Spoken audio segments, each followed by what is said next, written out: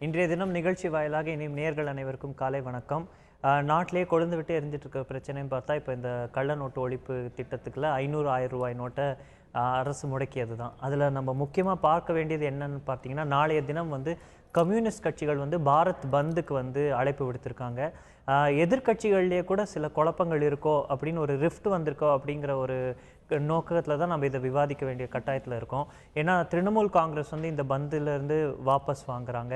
அதுக்கப்புறம் பார்க்குறோம் பல கட்சிகள் வந்து பந்து அவசியமா, ஏன்னா பொதுமக்களுக்கு தான் அது வந்து மீண்டும் ஒரு இடையூறு ஏற்படுத்தும். ஸோ பந்த் இல்லாமல் போராட்டத்தில் இறங்கலாம் அப்படின்னு திமுக போன்ற கட்சிகள் போராட்டம் தான் நடத்த போகிறாங்கங்கிறதையும் பார்க்குறோம். திரு நிதிஷ்குமார் வந்து பிரைம் மினிஸ்டரோட ஒரு ஸ்ட்ராங் கிரிட்டிக்.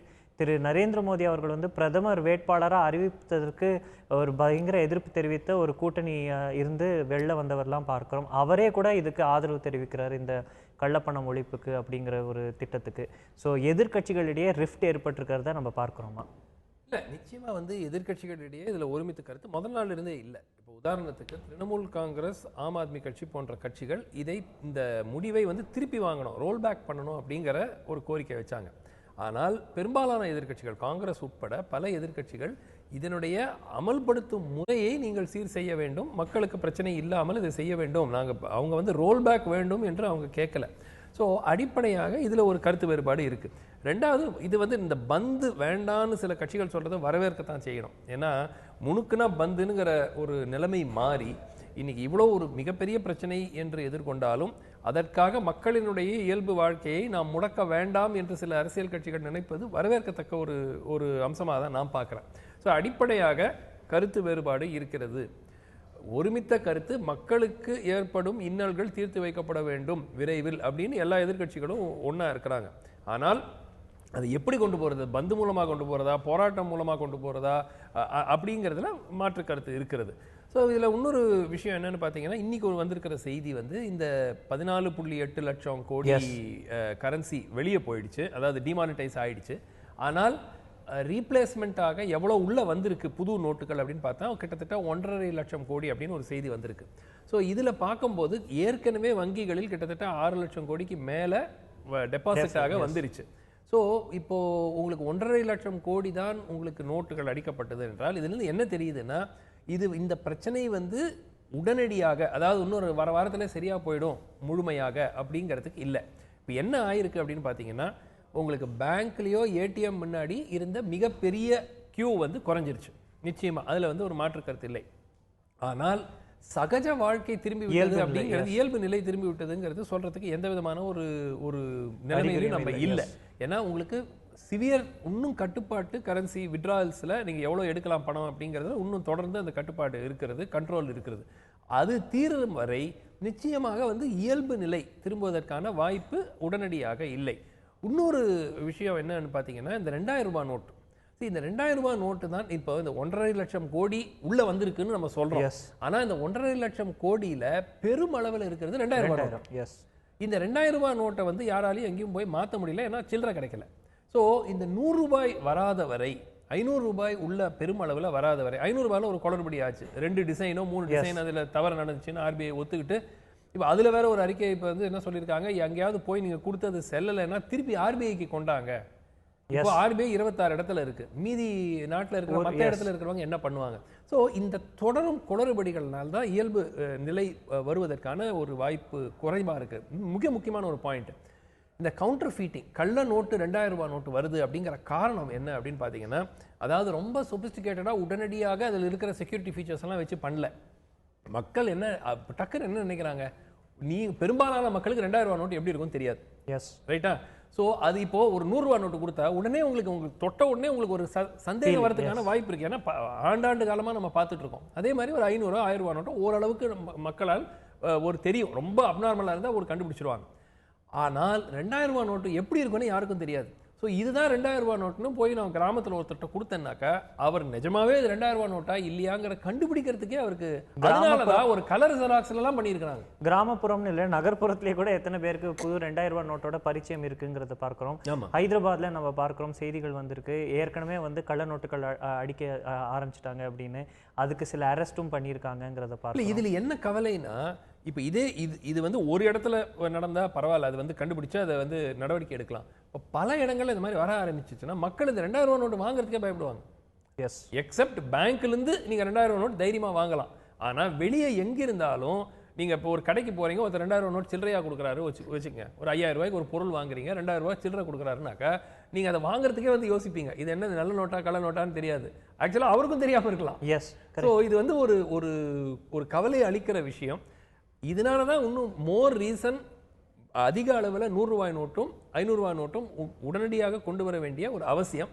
அது வந்து விரைவாக எதிர்பார்த்த ஸ்பீடோட அது நடக்கலை அப்படிங்கிறது தான் வருந்தத்தக்க. அரசாங்கமே கூட 50 நாட்கள் வந்து தேவைப்படும் நம்மளுக்கு வந்து இந்த நிலைமை சரியாக அப்படிங்கிற கருத்தை வைத்து நம்ம அப்போ பார்க்குறோம். இதில் வந்து ஒரு 3 வார காலம் ஆகிவிட்டது இந்த அறிவிப்பு வந்து இது செட்டில் ஆகிறதுக்குள்ள. இன்னும் இதில் பொதுமக்களிடையே எதிர்பார்ப்புகள் நிறைய இருந்தாலும் இதில் இருக்கக்கூடிய அரசியலை வந்து நம்ம இன்னும் கொஞ்சம் விரிவாக விவாதிக்க வேண்டியது இருக்குது. அப்படி பார்த்தோம் அப்படின்னா எதிர்கட்சிகளில் சில கட்சிகள் வந்து இதில் சென்டர் ஸ்டேஜ் எடுக்க முயற்சிக்கிறாங்களோ, ஒருவேளை இந்த ஒரு பிரச்சனையை முன்னிலைப்படுத்தி அவர்களை பிரதானப்படுத்தி கொண்டு 2019 தேர்தலுக்கான அச்செல்லாம் இப்போவே விடுறாங்களோ அப்படிங்கிற மாதிரியும் நம்ம பார்க்குறோம். அதில் முக்கியமாக காங்கிரஸ் பார்த்தீங்கன்னா அனைத்து கட்சிகளையும் ஒருங்கிணைக்க ஒரு முயற்சி, திரு ராகுல் காந்தியை சென்டர் படுத்துறதுக்கு, அதே மாதிரி அரவிந்த் கெஜ்ரிவால் மம்தா பானர்ஜி இடையே இருக்கக்கூடிய அவர்களுக்கு இடையே இருக்கக்கூடிய பொலிட்டிக்கல் ஃப்ரெண்ட்ஷிப் தெரிந்த விஷயமா இருந்தாலுமே கூட இந்த ஒரு இஷ்யூன்னு வரும்போது அவங்க ரொம்ப சென்டர் ஸ்டேஜ் எடுக்கிறாங்க அவங்கள. ஸோ அந்த பொலிட்டிக்கல் கானடேஷனோட நம்ம டிஸ்கஸ் பண்ணோம் அப்படின்னா நிச்சயமாக காங்கிரஸை பொறுத்த வரைக்கும் இது வந்து ஒரு வரப்பிரசாதமாக வந்திருக்கிற ஒரு ஆப்பர்ச்சுனிட்டி, ஒரு வாய்ப்பு அப்படிங்கிறத பார்க்கணும். ஒரு சிம்பிள் உதாரணம் சொல்கிறேன். மத்திய பிரதேசில் நடந்த தேர்தல், இடைத்தேர்தலில் கிட்டத்தட்ட 1.25 லட்சம் ஓட்டு அதிகமாக காங்கிரஸ் பெற்றிருக்கு. 2014 2.8 லட்சம் ஓட்டு வாங்கின காங்கிரஸ் 4.2 லட்சம் ஓட்டு வாங்குற ஒரு கிட்டத்தட்ட 1.5 லட்சம் ஓட்டு அதிகமாக அந்த கட்சி பெறறதுக்கான அதே தொகுதியில் 2.5 வருஷத்துல நிலைமை மாறி இருக்கு. அஃப்கோர்ஸ் அங்கேயும் பாஜக 60,000 ஓட்டுல ஜெயிச்சிருக்காங்க. ஆனா 2.5 லட்சம் ஓட்டுல ஜெயிச்ச சீட்டு 60,000 ஓட்டுல வித்தியாசம் ரொம்ப குறைஞ்சிருக்கு. ஸோ என்ன நம்ம அடிப்படையா பார்க்கணும்னா காங்கிரஸுக்கு இது ஒரு வாய்ப்பு, ஒரு ஆப்பர்ச்சுனிட்டி. இது வந்து எவ்வளவு நாளைக்கு நீடிக்குதுங்கிறது தான். இப்போ அடுத்த வாரம் சரியாயிடுச்சுங்கிற மாதிரி ஒரு சிச்சுவேஷன் வந்துச்சுன்னா அது வேற. ஆனால் இதுவே வந்து 1 மாதம் 2 மாதம் இதே மாதிரி தொடர்ந்து கிட்டத்தட்ட 20 நாள் ஆயிடுச்சு. இந்த 20 நாள் போன்றவே இன்னொரு தொடர்ந்து ஒரு மாதம் 2 மாத காலம் இருந்தாக்கா நிச்சயமாக மக்களுக்கு ஒரு அதிருப்தி அதிகரிக்க வாய்ப்பு இருக்கு. அந்த அடிப்படையில் எதிர்கட்சிகள் அதிலிருந்து கேஷ் இன் பண்றதுக்கான ஆப்பர்ச்சுனிட்டி முயற்சி எடுப்பாங்க. அதில் ஒன்றும் அது வந்து ஆளும் கட்சி செய்யும் சில நடவடிக்கைகள் மக்களிடையே வரவேற்பு இருக்குங்கிறாங்க. அந்த வரவேற்பினுடைய சதவீதம் குறைய நிச்சயமா எதிர்கட்சிகள் அதை ஆப்பர்ச்சுனிட்டி. திரு நிதிஷ்குமாரோடைய ஸ்டாண்ட் பாயிண்ட்டை நம்ம எப்படி பார்க்குறோம்? அவர் வந்து இதுக்கு பிரதமர் வந்து இதை தைரியமாக எதிர்கொண்டிருக்காரு, இதுக்கு வரவேற்கக்கூடிய ஒரு விஷயம் அப்படின்னு அவர் சொல்லியிருக்கிறதும், அது வந்து பீகாரில் இருக்கக்கூடிய அந்த மகாகட்பந்தன்லேயே கூட பிளவுலாம் நம்ம சொல்ல முடியாது, பட் ஆனால் அவங்களுக்குள்ளே டிஃப்ரென்ஸ் ஆஃப் ஒப்பீனியன் இந்த பர்டிகுலர் இஷ்யூவில் இருக்கிறதா பார்க்குறோம். ஆமாம், நிச்சயமாக. திரு நிதிஷ்குமாரோடைய இந்த கருத்து நம்ம எப்படி எடுத்துக்கிறோம்? இல்லை, அதாவது 2 விதத்தில் பார்க்கலாம். ஒன்று வந்து கூட்டணி அரசு, கூட்டணியில் இருக்குது ஜேடியு இந்த பக்கம், ஆர்ஜேடி இந்த பக்கம் கூட்டணியில் இருக்கிறாங்க. ஜேடியு வந்து டிமானிட்டைசேஷனை ஆதரிக்குது, ஆர்ஜேடி வந்து டிமானிட்டைசேஷனை எதிர்க்குது. அடிப்படையாக இதுக்கு 2 காரணம் இருக்கலாம். ஒன்று வந்து திரு நிதிஷ்குமார் இந்த கூட்டணி துவங்கிய நாள் முதல், அதாவது ஆட்சிக்கு அவர்கள் வந்த பிறகு தொடர்ந்து பார்த்தீங்கன்னா அவர் வந்து பாஜக ஒரு ஆம்பிவேலண்ட், ஒரு மாதிரி ஒரு நியூட்ரலாக தான் பேசிட்டு இருக்காரு. ஏன்னா அவருக்கும் தெரியும் நாளைக்கு இந்த கூட்டணியில் ஏதாவது சிக்கல் வந்து நாளைக்கு ஏதாவது பிரச்சனை வந்தா, ஏன்னா ஏற்கனவே நிதிஷ்குமாரும் பாஜகவும் கூட்டணியில் இருந்த கட்சிகள், அப்புறம் ரொம்ப இணக்கமாக இருந்த கட்சிகள் பல ஆண்டு காலம் ஒரு சக்சஸ்ஃபுல் கூட்டணி. சுஷில் மோடி துணை முதலமைச்சராக இருந்தார், அந்த மாதிரி ஓட்டி இருக்கிறாங்க.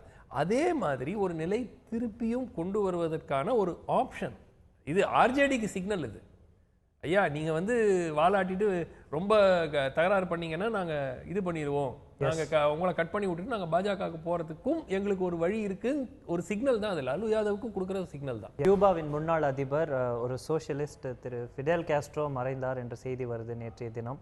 ஸோ இது வந்து கியூபாவை மட்டும் இல்லை, உலக அரசியலே முக்கியத்துவம் பெற்ற ஒரு தலைவராக பார்க்குறோம். அமெரிக்கா இம்பீரியலிசத்துக்கு எதிராக போராடியவர் அப்படிங்கிற ஒரு பேரெல்லாம் அவர் கொண்டு, அவருக்கான ஆதரவும் இருக்குது, அதே சமயம் மிக்ஸ்டு ரெஸ்பான்ஸான எதிர்ப்பும் பல இடங்களில் இருந்ததை நம்ம பார்க்குறோம். ஸோ அவரை எதிர்த்த மக்களும் இருக்காங்க, பெரும்பான்மையானவர்கள் ஆதரித்த மக்களும் இருக்காங்கிறத பார்க்குறோம். ஒரு நீண்ட காலம் வந்து ஆட்சி புரிந்த ஒரு தலைவராக, முதல்ல பிரதமராக இருந்து அப்புறம் அதிபராகி இப்போ அவருடைய சகோதரர் தான் அங்கே அதிபராக இருக்கிறதையும் பார்க்கணும். ஸோ திரு ஃபிடெல் காஸ்ட்ரோவின் இந்த மறைவு அரசியல் வட்டத்தில் நம்ம எப்படி பார்க்குறோம்? சர்வதேச அவர் ஒரு புரட்சி கொண்டு வந்த ஒரு தலைவர், ஒரு சோஷியலிசத்தினுடைய ஃபேஸ், அகில உலக அளவில் சோஷியலிசத்துக்கு ஒரு ஒரு போஸ்டர் பாய் அப்படின்னு சொல்லுவாங்க. ஆனால் இதில் வந்து நீங்கள் சொல்கிற மாதிரி ஒரு லெகசி அப்படின்னு அவர் விட்டு போகிற லெகசி வந்து மிக்ஸ்டு. சிலர் வந்து சில விஷயங்கள், அதாவது இலவசமாக கல்வி கொடுக்கறது மக்களுக்கு, இலவசமாக மருத்துவ கியூபா ஹெல்த் கேர் சிஸ்டம், இதெல்லாம் வந்து கொண்டு வரது பெரிய அளவில் வரவேற்கத்தக்கது. ஆனால் மக்களுக்கான ஒரு பேச்சு சுதந்திரம் அது வந்து பறிக்கப்பட்டது. அதாவது அந்த ஃப்ரீடம் ஆஃப் எக்ஸ்பிரஷன் அந்த நாட்டில் வந்து பறிக்கப்பட்டது. அதை வந்து மக்கள் ஏற்றுக்கொண்டார்களா இல்லையாங்கிறது அதில் வேற. இரண்டாவது, அமெரிக்க ஒரு ஒரு மிகப்பெரிய வல்லரசுக்கு எதிர்த்து நின்ற மிக சிறிய எண்ணிக்கையில் இருக்கிற தலைவர்களில் ஃபிடல் காஸ்ட்ரோ ஒருத்தர். ஸோ அந்த ரீதியாக நம்ம கிட்டத்தட்ட 800 முறை அவரை வந்து கொலை செய்ய 600 முறை அவரை கொலை செய்யறதுக்கான முயற்சிகளை வந்து மீறி அவர் கிட்டத்தட்ட 49 ஆண்டுகள் ஒரு ஆட்சி நடத்துறாருன்னா அது மிகப்பெரிய ஒரு சாதனை. ஆனால் லெகசி வந்து, அதாவது நம்ம ஒரு தலைவர் எடுக்கும்போது எப்பவுமே நல்லதும் இருக்கும், நல்லது இல்லாததும் இருக்கும். ஸோ நம்ம வந்து ஃபிடல் காஸ்ட்ரோவை பார்க்கும்போது அந்த ரீதியாக தான் நம்ம பார்க்கணும். நல்ல விஷயங்கள், அம்சங்கள் பல இருந்தன. அதே சமயம் சிலது இருக்கக்கூடாத சில இதுங்க, பர்டிகுலர்லி ரிப்ரெஷன், அதாவது அந்த நாட்டில் இருக்கிற எதிர்கட்சிகளோ அந்த நாட்டில் இந்த இவருடைய கொள்கைகளையோ திட்டங்களையோ ஏற்றுக்கொள்ளாத மக்களை அவர்கள் எப்படி நடத்தினார் அப்படிங்கிறதுனால ஒரு மிக்ஸ்ட் லெகசி தான். கோல்டு வாரை வந்து அந்த வெஸ்டர்ன் ஹெமிஸ்பியருக்கு கொண்டு வந்த ஒரு பெருமை திரு ஃபிடல் காஸ்ட்ரோவை சேரும். ஃப்ளாரிடால இருந்து ஒரு 90 மைல்ஸ்ல தான் கியூபா இருக்கு அப்படிங்கிறப்போ அமெரிக்காவுக்கு மிக அருகாமையில் இருக்கக்கூடிய ஒரு தீவு. அங்கே வந்து இவ்வளோ பெரிய ஒரு ஆன்டி அமெரிக்கன் சென்டிமெண்ட் இருந்ததை பிரதானமாக பார்க்குறோம். கிட்டத்தட்ட நியூக்ளியர் வார் அளவுக்கு அமெரிக்காவும் கியூபாவும் நெருங்கி வந்ததை வரலாறு சொல்லுது நமக்கு. அப்படி பார்க்கும்போது ஆனால் சமீப காலத்தில் கடந்த ஆண்டு தான் நம்ம பார்க்குறோம், அமெரிக்க அதிபர் திரு ஒபாமா முதல் முறையாக ஒரு அமெரிக்க அதிபர் கியூபாக்கு போகிறாரு. அது மட்டும் இல்லாமல் அமெரிக்கா கியூபாவோட ரிலேஷன்ஷிப்பில் வந்து சில நல்லிணக்கம் வர்றதையும் நம்ம பார்க்குறோம். திரு ஃபிடல் காஸ்ட்ரோவுடைய பொசிஷன் போனதுக்கப்புறம் இதெல்லாம் மாறுபடும் போது இப்போ அவர் உயிரோடு இல்லை அப்படிங்கிற இந்த காலகட்டத்தில் இன்னும் அமெரிக்காவும் கியூபாவும் நெருங்கி வரதுக்கான வாய்ப்புகள் அதிகம். நிச்சயமாக வாய்ப்புகள் அதிகம். நீங்கள் ஏற்கனவே பார்த்தீங்கன்னா ஃபிடல் காஸ்ட்ரோ அவர்கள் கிட்டத்தட்ட 2007, 2008 அதுக்கு முன்னாடியிலேருந்தே ஒரு ஆண்டு 2 ஆண்டுக்கு நோய்வாய்ப்பட்டிருந்தார். அப்புறம் வந்து அவர் வந்து பிழைப்பாரா அப்படிங்கிற ஒரு பெரிய கேள்வி அப்பவே இருந்தது. ஆனால் அதை பிழைத்து ஆட்சியில் இல்லை. அஃப்கோர்ஸ் அவர் சகோதரர் ராகுல் காஸ்ட்ரோவிடம் பொறுப்புகள் ஒப்படைக்கப்பட்டன. அந்த நேரத்திலிருந்தே இவர் சிக்கான உடல்நலம் குறைவு ஏற்பட்ட பிறகே வந்து அமெரிக்காவும் கியூபாவுக்கும் ஒரு உறவு வந்து முன்னாடி இருந்த அந்த எதிர்ப்பு கொஞ்சம் குறைஞ்சிருச்சு. அது தொடர்ந்து குறைய ஓரளவுக்கு நல்லிணக்கம் வரும் ரீதியாக இருக்கும்போது தான் அதிபர் ஒபாமா வந்து அங்கே போறார். ஸோ இப்போ தொடர்ந்து ஃபிடல் காஸ்ட்ரோ காலத்திற்கு பிறகு நிச்சயமாக இந்த ரிலேஷன்ஷிப் இன்னும் சுமூகமாக இருக்கிறதுக்கான வாய்ப்பு நல்லா இருக்கு. கியூபா வந்து அடிப்படையாக ஒரு வளமான நாடு ஆக இருந்த ஒரு நாடு இன்றைக்கு அந்த அளவுக்கு ஒரு வளமான நாடாக இல்லை. சமாளிக்கிறாங்க, ஏதோ ஓடிட்டு இருக்கு அப்படிங்கிற அடிப்படையில் இருக்கே தவிர ஒரு ரொம்ப ஹைலி ப்ராஸ்பரஸ் கண்ட்ரின்னு சொல்றதுக்கு ஒன்றும் இல்லை. ஸோ அதை வந்து மாற்றுவதற்கு கியூபாவும் முயற்சிக்கும். அதற்கு அமெரிக்கன் உதவி தேவை. அதனால நிச்சயமா வந்து உறவு வந்து சுமூகமாகும். இது இந்தியா திரு ஃபிடல் காஸ்ட்ரோ அப்படின்னு நம்ம பேச ஆரம்பித்தோம் அப்படின்னா அவருக்கு வந்து திரு நேரு அவர்களோடய இருந்த ஒரு நட்பு, பிரதமர் இந்திரா காந்தியோடன் இருந்த நட்பு, நான் அலைன் மூவ்மெண்ட்டுக்கு அவருக்கு டெல்லிக்கு வந்தப்போ அந்த ஃபோட்டோ எம்ப்ரேசிங் அந்த ஆப்பர்ச்சுனிட்டி இதெல்லாம் நம்ம பார்க்குறோம். இந்தியா வந்து கியூபாக்கு கடன் கொடுத்ததையும் பார்க்குறோம், அந்த பல கடனை நம்ம வேவ் ஆஃப் பண்ணதையும் பார்க்குறோம். வெஸ்ட் பெங்கால் போன்ற மாநிலங்களில் திரு ஃபிடல் காஸ்ட்ரோக்கு ஒரு பெரிய ஃபாலோவிங் இருக்கிறதையும் பார்க்குறோம் கம்யூனிஸ்ட் லீடர்ஸ் கிடையே.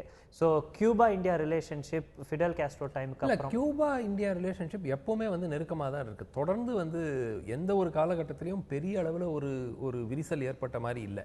அஃப்கோர்ஸ் ஃபிடல் காஸ்ட்ரோவும் அப்போ இங்கே நம்ம இந்திரா காந்தி பிரதமராக இருக்கும்போது அந்த உறவு அந்த நான் அலைன் மூவ்மெண்ட்டில் இருக்கும்போது நிச்சயமாக அது வந்து ஒரு மிகவும் நெருக்கமான உறவாக இருந்தது.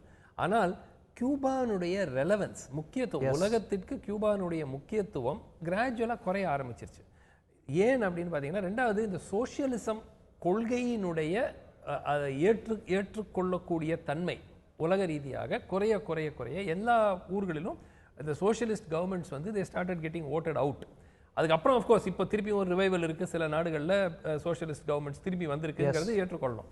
ஆனால் அந்த ரெலவன்ஸ் குறைய கியூபானுடைய அந்த முக்கியத்துவமும் காஸ்ட்ரோனுடைய முக்கியத்துவமும் கடைசி காலங்களில் உங்களுக்கு ஒரு 2000s இந்த செஞ்சுரியே பார்த்தீங்கன்னா ரெலவன்ஸ் வந்து ரொம்ப கம்மியாக தான் இருந்திருக்கு. எஸ். ஸோ திரு ஃபிடல் காஸ்ட்ரோ இருந்த அந்த செய்தியிலேருந்து நம்ம கொஞ்சம் தள்ளி வந்தோம் அப்படின்னா, நம்ம அருகாமையில் இருக்கக்கூடிய பாகிஸ்தானில் வந்து புதிய ஆர்மி சீஃப் அப்பாயிண்ட் ஆயிருக்காரு. பிரைம் மினிஸ்டர் நவாஸ் ஷெரீஃபே ஹேண்ட் பிக் பண்ண ஒரு புதிய ஆர்மி சீஃபை பார்க்குறோம், கமார் அப்படிங்கிறவர். ஸோ புதிய ஆர்மி சீஃப் கிட்டேருந்து நம்ம என்ன எதிர்பார்க்கலாம்? ஏன்னா இந்த வருஷம் நீங்கள் பார்த்தீங்கன்னா இந்தியா பாகிஸ்தான் டென்ஷன்ஸ் வந்து பார்டரில் ரொம்ப அதிகமாக இருக்கிறத பார்க்குறோம். நிறைய இந்திய சோல்ஜர்கள் வந்து தாக்கப்பட்டதையும் பார்க்குறோம். சர்ஜிக்கல் ஸ்ட்ரைக் தொடங்கி பல விஷயங்கள் இந்த ஆண்டு நடந்திருக்கு. ஸோ நம்ம வந்து ஒரு மெலோடவுனான அப்ரோச்சை எதிர்பார்க்கலாமா, இல்லை ஒஃபென்சிவ் இன்னும் தொடரும்னு பார்க்குறோமா? இல்லை, பெரிய அளவில் பாலிசி மாறாது அப்படிங்கிறதான் வல்லுநர்கள் சொல்லியிருக்கிறாங்க. அதாவது இதில் முக்கியமாக ஒன்று பார்க்கணும்.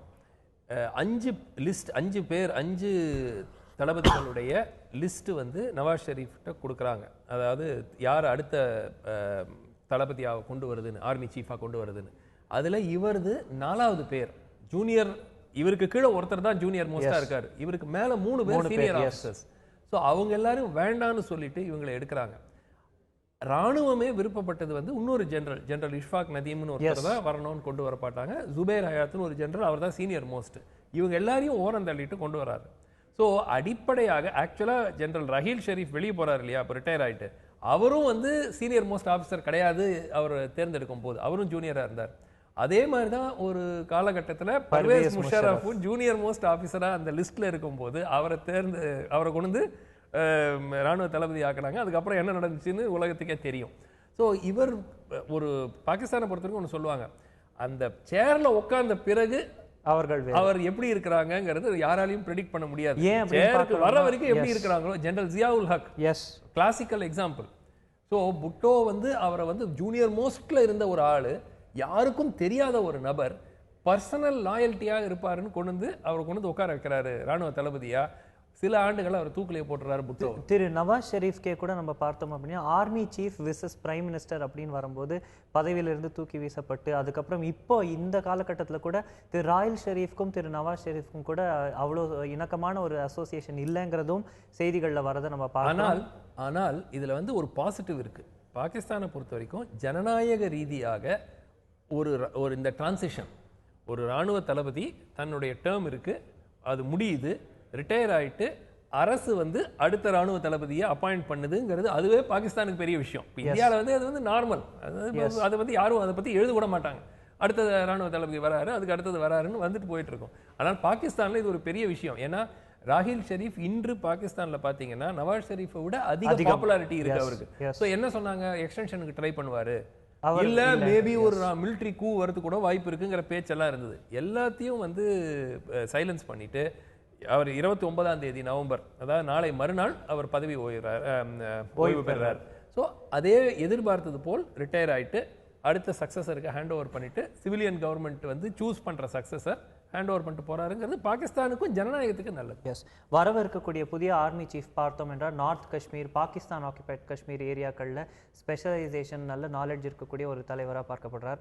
ஸோ அவருடைய தலைமையில் பாகிஸ்தான் ஆர்மி இருக்கக்கூடிய அரசாங்கத்துடைய நிலைப்பாடு எப்படி இருக்க போகுது, இதே ஆஃபென்சிவாங்கிறது பொறுத்திருந்து பார்க்கணும். இலங்கையில் நடந்த ஒரு பெரிய பிரச்சனை, அதை தொடர்ந்து பல அரசியல் கருத்துக்கள் தமிழகத்தில் வந்ததை நம்ம பார்த்துருக்கோம். நேற்று தினம் பார்த்தீங்க அப்படின்னா விடுதலை புலிகள் பிரபாகரனுடைய பிறந்த நாள். அதில் பேசிய திரு வைகோ வந்து சொல்கிறார், திமுக காங்கிரஸ் தான் வந்து பிரதான காரணம் விடுதலை புலிகளுடைய வீழ்ச்சிக்கு அப்படின்னு. இலங்கையில் போர் நடந்த போது இந்திய அரசாங்கம் மூலமாக ப்ரெஷர் கொடுக்கல, இல்லை நம்ம வந்து அங்கே நடந்த மனித உரிமை மீறலுக்கு வந்து பெருசாக நம்ம குரல் கொடுக்கல, இதனாலேயே கூட விடுதலை புலிகள் வந்து வீழ்ச்சி அடைஞ்சிட்டாங்கிற அவருடைய கருத்து. இதை வந்து நம்ம அரசியல் கருத்தாக மட்டும் பார்க்கணுமா, இல்லை இதுக்கு வேறு ஏதாவது முக்கியத்துவம் கொடுக்கணுமா? இல்லை, இது வந்து தொடர்ந்து திரு வைகோ அவர்கள் விடுதலை புலிகளுடைய ஆதரவாளராக இருந்திருக்கிறாரு. அந்த அடிப்படையில் சொல்கிற கருத்தாக நம்ம எடுத்துக்கணுமே தவிர அதுக்கு மேலே ஒன்றும் இல்லை. ஏன்னா அடிப்படையாக ஒன்று பார்க்கணும், இது இந்தியாவில் வந்து விடுதலை புலிகளுக்கு கொடுக்கப்பட்ட ஆதரவு பொதுமக்களிடையேயாக இருக்கட்டும், அரசியல் கட்சிகளாக இருக்கட்டும், ராஜீவ்காந்தி கொலை செய்யப்பட்டதுக்கு முன்பு வேறு, பின்பு வேறு. ஸோ அந்த வாட்டர் ஷெட் மூமெண்ட் அப்படின்வாங்க, அந்த சம்பவம் இந்திய தமிழ்நாட்டில் கூட பெரும்பாலான மக்களினுடைய அந்த புலிகளுக்கு கொடுத்துட்டு இருந்த அந்த எண்ண ஓட்டத்தில் மிகப்பெரிய ஒரு தாக்கம் ஏற்பட்டிருந்தது. ஸோ அதற்கு பிறகு நடந்த காங்கிரஸுக்கு அதற்கு பிறகு அவர்கள் விடுதலை புலிகளுக்கு ஆதரவு கொடுக்கறதுக்கான நிலையே இல்லை, வழியே இல்லை. ஏன்னா அந்த கட்சியினுடைய தலைவர் வந்து கொல்லப்பட்ட பிறகு அதற்கு ஒரு பெரிய ஒரு சிக்கல் ஏற்பட்டிருக்கிறது. அதே மாதிரி திமுகவுக்கும் உங்களுக்கு பப்ளிக் சென்டிமெண்ட் ஒரு பக்கம் இருக்கும்போது ஒரு அரசியல் கட்சிகளால் வெளிப்படையாக அதிமுக முதல்ல இருந்தே அதிமுக அதுக்கு முன்பு வந்து எம்ஜிஆர் காலத்துல வந்து ஆதரவு வந்து இருந்தது அப்படிங்கிறது இருக்கட்டும். ஆனால் ராஜீவ்காந்தி படுகொலைக்கு பிறகு நிச்சயமாக அனைத்து அரசியல் கட்சிகளினுடைய ஒரு கண்ணோட்டம், இந்த பார்வையே வந்து மாறுறதுங்கிறது ஒரு உண்மை. கடைசி நாட்களில் நிச்சயமாக காங்கிரசும் திமுகவும் அதிகம் செய்திருக்கலாம். அந்த பொதுமக்களினுடைய அந்த ஜெனோசைட் படுகொலை தடுப்பதற்கு நிச்சயமாக 2009 காங்கிரசும் திமுகவும் அதிகமாக செஞ்சிருக்கலாங்கிறதுல மாற்று கருத்து அவர் திரு வைகோ சொல்றதுல வந்து தவறில்லை. ஆனால் விடுதலை புலிகள் வீழ்ச்சிக்கு அப்படிங்கிறது வேறு.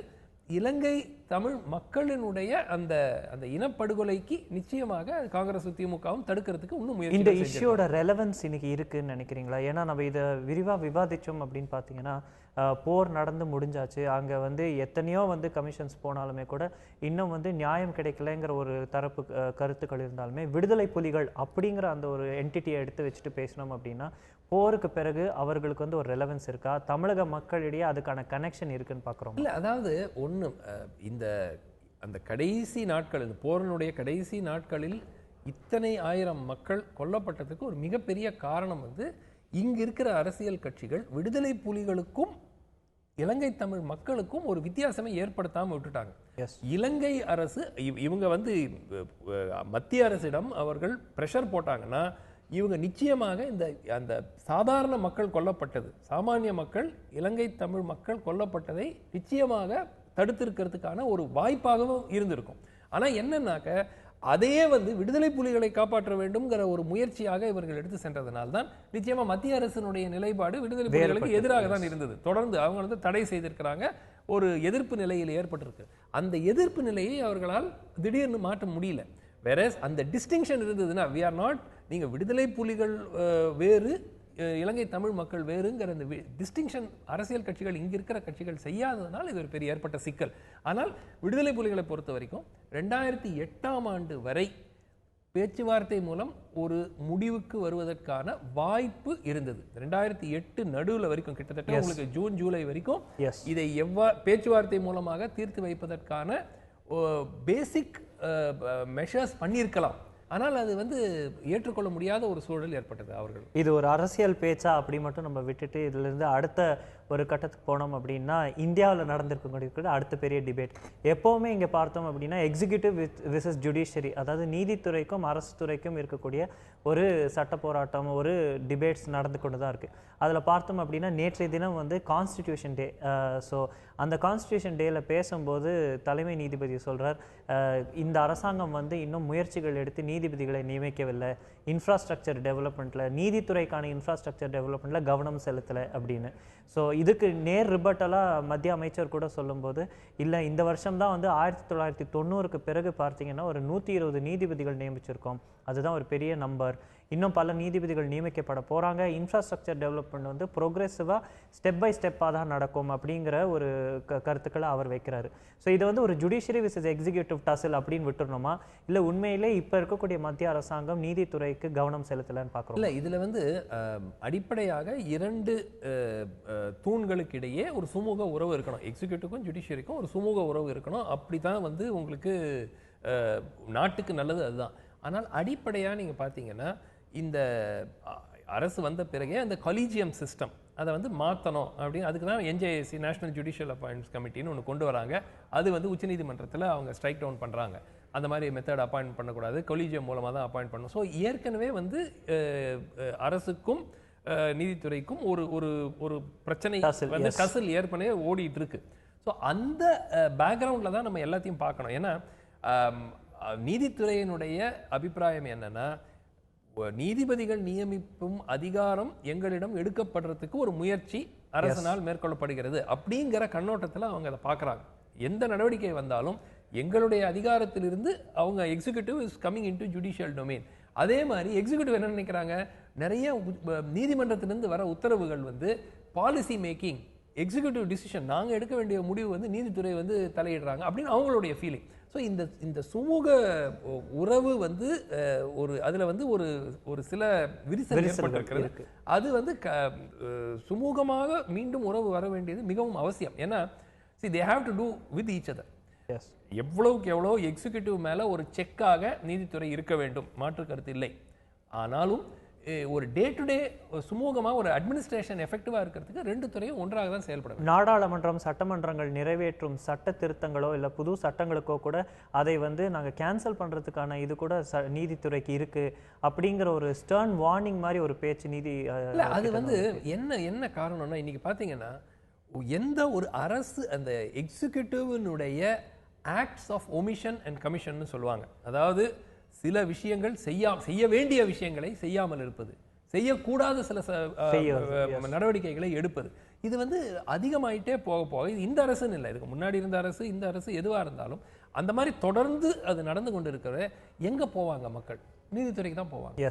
அது நீதித்துறையிட்ட போய் இது வந்து ஒரு நியாயமான ஒரு கோரிக்கை அல்ல, இதை வந்து நீங்கள் ஸ்ட்ரைக் டவுன் பண்ணுங்க, இந்த சட்டம் நியாயமாக கொண்டு வரக்கூடாது, கொண்டு வந்துட்டாங்க, ஏதாவது பண்ணுங்க அப்படின்னு போய் மக்கள் நீதிமன்றத்துக்கு முன்னாடி நிற்கிறாங்க. அப்போ நீதிமன்றங்கள் அதுக்கு தலையிட வேண்டிய ஒரு சூழல் இருக்கு. ஸோ எல்லா நீதிமன்றம் கொடுக்குற எல்லா உத்தரவும் வந்து எக்ஸிக்யூட்டிவ்ல இன்டர்ஃபியர் பண்றதுன்னு சொல்ல முடியாது. சில சமயங்களில் சில விஷயங்களில் நீதித்துறை இதில் தலையிட வேண்டுமா அப்படிங்கிறது ஒரு கேள்விக்குறி. ஆனால் நீதித்துறை தலையிட வேண்டிய சூழலை ஏற்படுத்தியதே இந்த எக்ஸிக்யூட்டிவ். இதுல கடைசியா நம்ம விவாதிக்க வேண்டிய மென்ஷன் பண்ண வேண்டிய விஷயம் பார்த்தீங்க அப்படின்னா, இது எக்ஸிக்யூட்டிவ் விசஸ் ஜுடிஷியரி அப்படிங்கிற டிபேட்டை தாண்டி justice Thakur versus central government, அதுலேயும் முக்கியமாக justice Thakur versus prime minister Modi அப்படிங்கிற ஒரு டிபேட்டாக இது மாறிட்டு வருதோ அப்படிங்கிற ஒரு கருத்தும் இருக்கிறத பார்க்கணும். ஏன்னா பல பப்ளிக் ஃபோரமில் பார்த்தோம் அப்படின்னா ஜஸ்டிஸ் தாக்கூர் அலர்தில் கண்ணீர் விட்டதுலேருந்து பல விஷயங்கள் இருந்ததை நம்ம பார்க்குறோம்.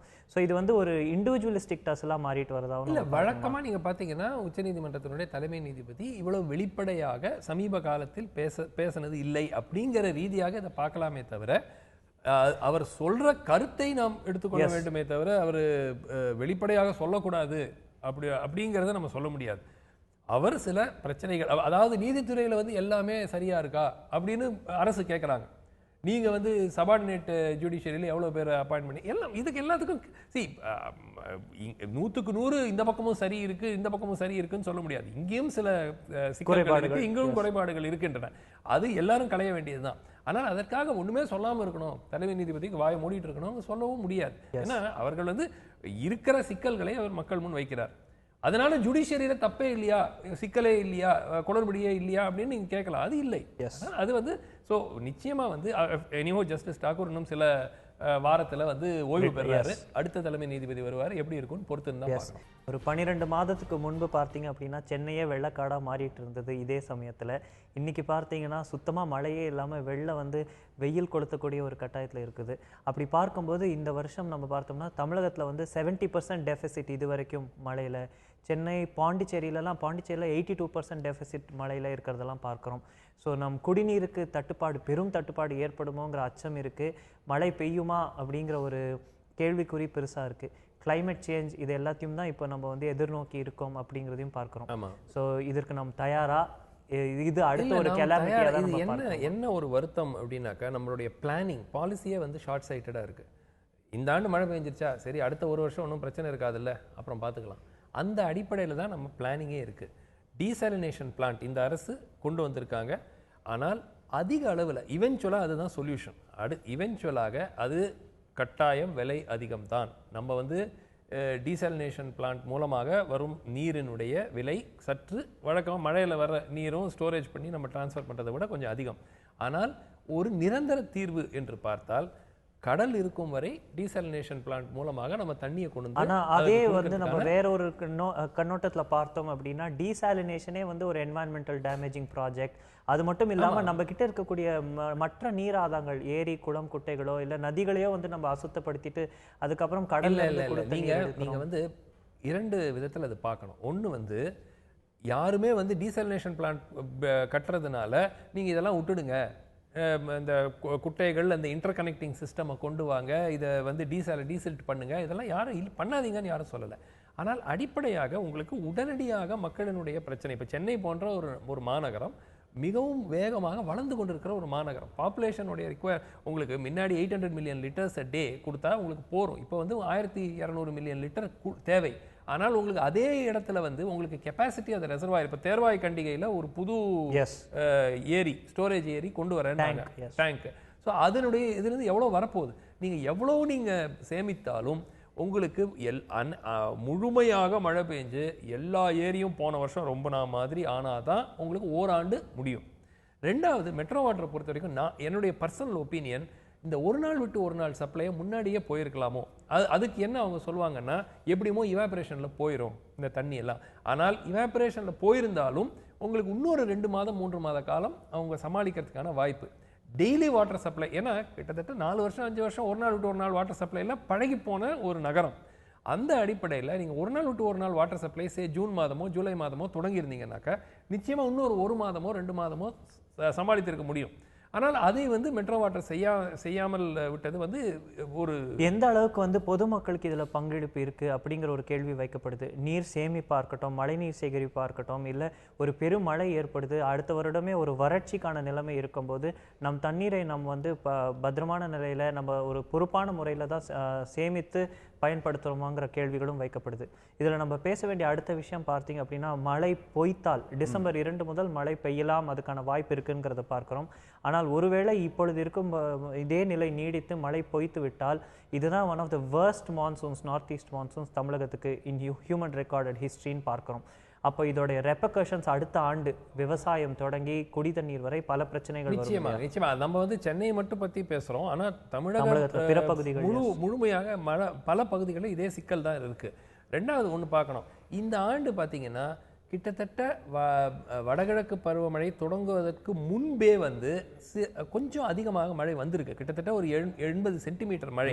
சில ஆண்டுகள் வழக்கமாக பார்த்தீங்கன்னா 40 சென்டிமீட்டர் 50 சென்டிமீட்டர் தான் சென்னை போன்ற ஒரு நகரத்தில் பெய்யும். அதுக்கப்புறம் மீதி எல்லாமே இந்த 2 மாசத்துல வரும்.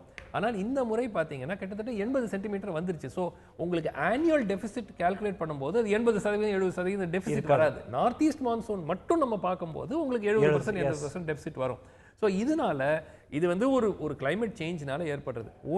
ஒரு பாசிட்டிவ் ஃபீச்சர், ஆந்திராவிலிருந்து கிருஷ்ணா நதி நீர் 3 TMC கொடுக்கறதாக அவங்க ஒத்துட்டு இருக்காங்க. இதுவும் ஆக்சுவலாக ரொம்ப பாராட்டணும். ஏன்னா காண்டலேரு 65 TMC ஃபீட் ஸ்டோரேஜில் 16 TMC ஃபீட் தான் இருக்கு. அதுல அவங்க 3 கொடுக்குறாங்க. கர்நாடகா எவ்வளோக்கு எவ்வளோ காவேரியை கொடுக்க மாட்டேன்னாங்களா, அட்லீஸ்ட் இவர் ஆந்திர முதலமைச்சர் நம்ம பாராட்டணும். அந்த 3 TMC ஃபீட்டு கொடுக்கறதுக்கு, அதுக்கு ப்ளஸ் அது லீக்கேஜ் இல்லாமல் இருக்கிறதுக்கு காவல்துறையெல்லாம் வச்சிருக்கிறாங்க. ஸோ இந்த 3 TMC ஃபீட் வந்தால் சென்னையை பொறுத்த வரைக்கும் இன்னொரு 1 மாதம் 1.5 மாத காலம் பிரச்சனை இல்லாமல் சமாளிக்கும். ஜனவரி எண்டு பிப்ரவரி வரைக்கும் போகலாம். அதுக்கு பிறகு உங்களுக்கு கிரவுண்ட் வாட்டர் போக வேண்டிய ஒரு சூழல் ஏற்படும். ஆனால் என்ன ஒரு இதுனாக்கா, டிசம்பர் 2ஆம் தேதி இருந்து துவங்கி மழை பெய்யும் என்ற ஒரு வாய்ப்பு இருக்கிறது. டிசம்பர் இறுதி வரை மழை பெய்வதற்கான வாய்ப்பு இருக்கு. பல முறை நம்ம பார்த்திருக்கோம், கிறிஸ்துமஸ் டைம்ல கூட நல்ல மழை பெய்ஞ்சிருக்கு. தானே போன்ற புயல்கள் வருட கடைசியில தான் வந்துச்சு. ஸோ இப்போ கூட ஒன்றும், அதாவது முழுமையாக இது ஃபெயிலியர் ஆயிடுச்சுங்கிற முடிவு எடுக்கிறதுக்கு நம்ம சொல்ல முடியாது. இன்னும் ஒரு மாத காலம் இருக்கிறது.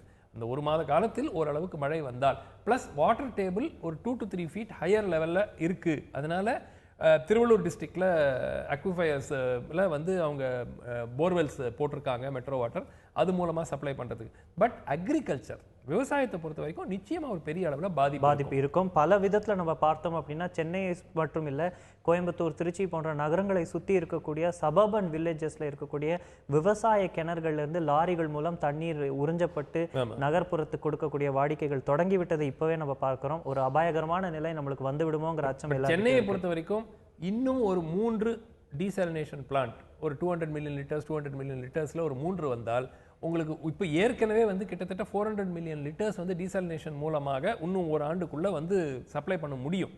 ஸோ அந்த ரீதியாக வரும்பொழுது 1/3 ஆஃப் யுவர் ரிக்வயர்மெண்ட்டை உங்களுக்கு டீசாலினேஷன் மூலமா உங்களுக்கு ஹாஃபா கொண்டு போயிட்டாக்க உங்களுக்கு இந்த டிபெண்டன்சி மினிமம் 1200 மில்லியன் லிட்டர் வேணும்னா ஒரு நாளைக்கு அட்லீஸ்ட் ஒரு 600ஆவது நமக்கு கேரண்டியா இருக்கு, ஒன்றும் நடக்காதுங்கிற தைரியம் இருந்தால் நம்ம சமாளிக்கலாம். கடல் நீரை குடிநீராக்கும் திட்டத்தில் இருக்கக்கூடிய சுற்றுச்சூழல் பாதிப்பையும் கருத்தில் கொள்ள வேண்டிய ஒரு கட்டாயமும் இருக்கு பார்க்கிறோம். இதுல இருந்து நம்ம கொஞ்சம் தள்ளி வந்தோம் அப்படின்னா, அமெரிக்க அதிபர் தேர்தல் முடிந்த பிறகும் அதுல சர்ச்சைகள் ஓயாத ஒரு நிலைமை தான் இருக்கிறத பார்க்கிறோம். விஸ்கான்சின் மாகாணத்துல மீண்டும் ரீகவுண்ட் ஆஃப் ஓட்ஸ், திரு டொனால்ட் ட்ரம்ப் ஒரு ஸ்லெண்டர் மார்ஜினில் அங்கே ஜெயிக்கிறத பார்க்குறோம். ஸோ அங்கே இப்போ recount of votes call for பண்ணியிருக்காங்க. ஸோ அதிபர் தேர்தலில் அவர் வெற்றி பெற்றாலுமே கூட ஆங்காங்கே சலசலப்பு இல்லை. அதில் என்ன ஒரு சிக்கல்னா, அமெரிக்காவில் டொனால்ட் ட்ரம்ப் நாடு முழுவதும் பெற்ற வாக்குகளை விட ஹிலரி கிளின்டன் நாடு முழுவதும் பெற்ற வாக்குகள் கிட்டத்தட்ட 1.5% அதிகம். எஸ். ஸோ தோல்வியடைந்த வேட்பாளர் வெற்றி பெற்ற வேட்பாளரை விட அதிகமான வாக்குகள் நாடு முழுவதும் பெற்றிருக்கிறாங்க. ஆனால் என்னன்னா அந்த எலக்ட்ரல் காலேஜ் ஸ்டேட் வைஸ் அந்த ஒவ்வொரு ஸ்டேட்ல எங்கெல்லாம் கீயா அந்த ரெப்ரசன்டேட்டிவ்ஸ் இருக்காங்களோ அங்க ட்ரம்ப் அதிக இடத்துல ஜெயிச்சிருக்கிறார். ஸோ இந்த சிக்கல் ப்ளஸ் இப்போ என்னன்னாக்கா கம்ப்யூட்டர் டோட்டலிங் பண்ணுறதுல ஏதாவது தப்பு நடந்துச்சு. இது அமெரிக்காவில் புதுசு இல்லை. அந்த புரோக்கன் சேடுன்னு சொல்லி ஜார்ஜ் டபிள்யூ புஷ்ஷும் ஆல் கோரும் ஒரு வாட்டி போட்டியிடும்போது அந்த ஃப்ளாரிடா மாநிலத்தில் கிட்டத்தட்ட ஒரு 2 வாரம் உட்காந்து எண்ணாங்க. அது ஒவ்வொன்றா ஒவ்வொரு இதுவாக மேனுவல் ஓட்டு, அந்த மேனுவல் ஓட்டெல்லாம் செக் பண்ணாங்க. ஸோ அதே மாதிரி 3 ஸ்டேட்டில் வந்து ரீகவுண்ட் இருக்கணும் அப்படின்னு ஒரு இது வந்திருக்கு. பட் இதனால வந்து ரிசல்ட் மாறுமா என்று நேரக்குறைவின் காரணமாக நம் பாராட்டுகளை மட்டுமே தெரிவிக்க வேண்டிய ஒரு கட்டாயம் இருக்கிறது. PV சிந்து, சமீர் வர்மா ஒரு ஹிஸ்டாரிக் விக்டரி அவர்களுக்கு ஃபைனல்ஸ்ல கிடைக்கணுங்கிற நம்மளுடைய எதிர்பார்ப்போட இன்னைக்கு ஹாங்காங் ஓப்பன்ல இன்றைய தினம் பார்த்தோம் என்றால் நாம் அரசியல் தொடங்கி கள்ளப்பணம் வரை பல முக்கிய விஷயங்களை விவாதித்திருக்கிறோம். நிகழ்ச்சியில் கலந்து கொண்டு அவர் கருத்துக்களை பகிர்ந்து கொண்ட டாக்டர் சுமன் ஸ்ரீராமனுக்கு நன்றி. பார்த்த உங்கள் அனைவருக்கும் நன்றி. இன்றைய நாள் பொழுதுதான் நடக்கக்கூடிய பல முக்கிய விஷயங்களை நாளை இதே செய்தி அரங்கில் விரிவாக விவாதிப்போம். நன்றி, வணக்கம்.